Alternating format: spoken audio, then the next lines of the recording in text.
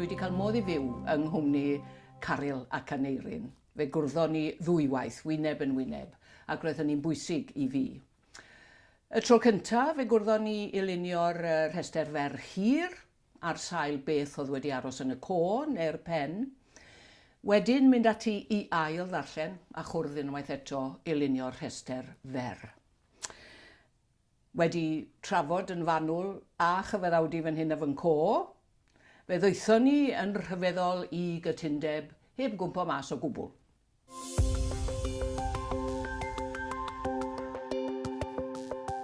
Hen bethau angofiedig Mihangel Morgan.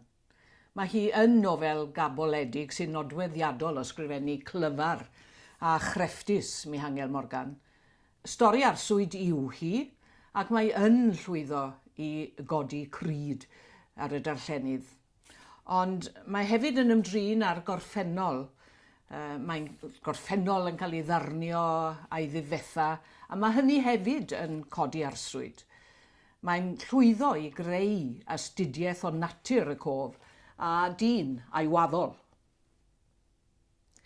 Mae bob amser yn braf agor llyfr sy'n cynnig rhywbeth newydd a ffres, a dyna'n sicr mae gwales yn ei wneud gweledigaeth Catrin Dafydd o Gymru'r dyfodol, a hwnnw'n ddyfodol agos a dyfodol posib. Ac mae mewn tipyn o bicil, mae'r gwasanaeth iechyd wedi cael ei ddileu, mae yna chwildro, mae chyffuriau a thrais yn ffordd o fyw. Swn i'm yn licio byw yn y Gymru yma, mae rhaid i fi ddweud. Mae'n llwyddo i gynnal yn diddordeb, a hynny yw i'n meddwl trwy gyfleu'r stori mewn modd gwahanol o soffistigedig. Mae Llyfr Gwyn Lewis yn arbenigo ar dorri tir newydd, a dyna be mae'n neud yn ffabula. Cyfrol o 8 o straeon byrion gawn ni fan hyn, sy'n troedio'r ffin denau yna rhwng ffuglen, ffabula, a'r ffeithiol. Mae ffabula hefyd yn cyfeirio at y gwyfyn sy'n ar enw Cymraeg gwladwr bo aog, sy'n rhyw fath o fotif rhwng y gyfrol gyfan. Cymru sydd yma yn ymestyn allan i'r byd, a fysen ni'n dweud i bod yn gyfrol bwysig, yn enwedig yn y cyfnod yma o Brexit.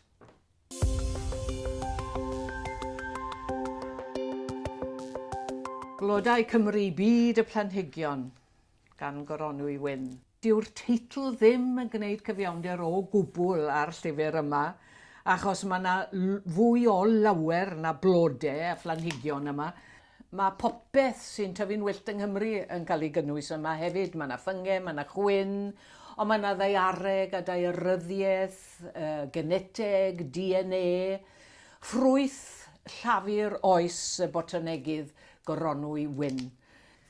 Ar drywydd Nicholas y Glais gan Hefin Wyn. Dyma'r cofiant cyflawn cyntaf i ti i Nicholas, y Comiwnydd, y Cristion a'r deintydd. Mae hynny'n syndod i fi, mae rhaid i fi ddweud, ond mae yn gofiant swmpus, treiddgar a manwl iawn.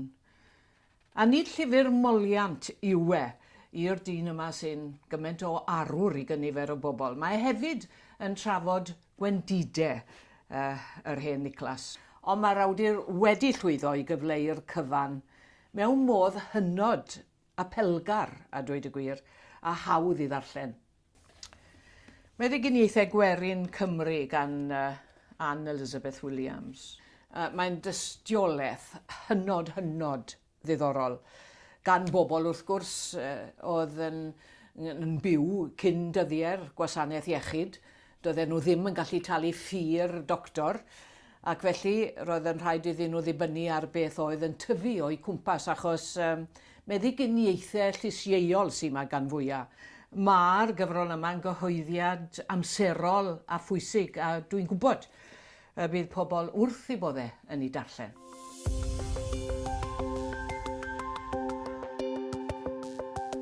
Llif Coch Awst Hywel Griffiths. Dyma gerddi'r prifardd a'r daearegydd, ac mae arbenigedd Hywel fel gwyddonydd yn amlwg yn ei gerddi. Mae'n sylwi ar y manion sy'n dweud pethau mor fawr. Cerddi caeth a rhydd am y fonydd a natur, a'r natur ddynol sy'n gan Hywel Griffiths, a os dim dwywaith, mae'r prifardd yma yn gallu canu. Treiglo gan Gwyneth Lewis. Cerddi gawn ni sy'n ymateb i salwch am marwolaeth i thad o ganser. Wrth gwrs mae'r berthynas rhwng y tad a'r ferch yn amlwg iawn. Mae yna atgofion dwys iawn ar brydiau, ond melys hefyd a doniol. Myfyrdod yw e yn ôl yr awdur am dreigl y cenedlaethau, ond mae e hefyd yn ymwneud â threigladau a rheolau gramadeg. Mae'n ddifyr iawn. Caeth ar Rhydd gan Peredur Lynch. Mae'r bardd hwn hefyd yn ymdrin a marwolaeth i dad, ond mewn ffordd wahanol iawn i Gwyneth Lewis, ond nid yn llai llwyddiannus o gwbl. Anodd credu gyda llaw mae hon yw cyfrol gyntaf Peredur Lynch. Mae'r awen yn amlwg yn fyw ac yn iach, ac mae hi yn disgleirio ar brydiau, enghraifft wrth gofio Gwyn Thomas.